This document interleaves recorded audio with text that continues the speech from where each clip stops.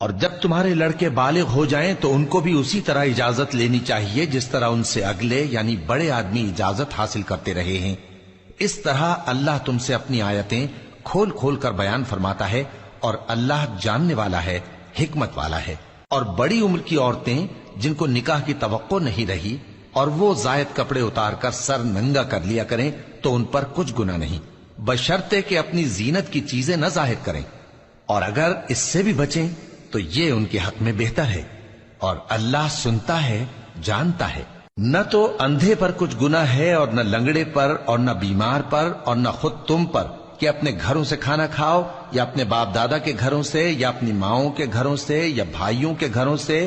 یا اپنی بہنوں کے گھروں سے، یا اپنے چچاؤں کے گھروں سے، یا اپنی پھوپھیوں کے گھروں سے، یا اپنے ماموؤں کے گھروں سے، یا اپنی خالاؤں کے گھروں سے، یا اس گھر سے جس کی کنجیاں تمہارے ہاتھ میں ہوں، یا اپنے دوستوں کے گھروں سے۔ اور اس کا بھی تم پر کچھ گناہ نہیں کہ سب مل کر کھانا کھاؤ یا جدا جدا۔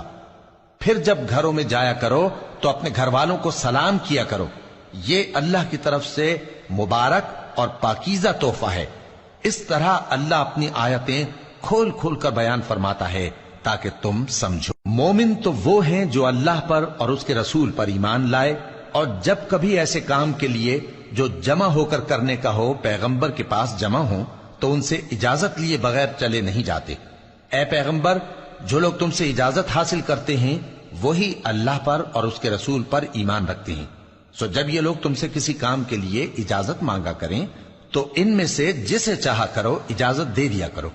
اور ان کے لیے اللہ سے بخشش مانگا کرو، کچھ شک نہیں کہ اللہ بخشنے والا ہے، مہربان ہے۔ مومنو، پیغمبر کے پکارنے کو ایسا خیال نہ کرنا جیسا تم آپس میں ایک دوسرے کو پکارتے ہو، بے شک اللہ کو وہ لوگ معلوم ہیں جو تم میں سے آنکھ بچا کر کھسک جاتے ہیں۔ تو جو لوگ ان کے حکم کی مخالفت کرتے ہیں ان کو ڈرنا چاہیے کہ ایسا نہ ہو کہ ان پر کوئی آفت پڑ جائے یا تکلیف دینے والا عذاب نازل ہو۔ دیکھو، جو کچھ آسمانوں اور زمین میں ہے سب اللہ ہی کا ہے، جس طریق پر تم ہو وہ اسے جانتا ہے، اور جس روز لوگ اس کی طرف لوٹائے جائیں گے تو جو عمل وہ کرتے رہے وہ ان کو بتا دے گا، اور اللہ ہر چیز سے واقف ہے۔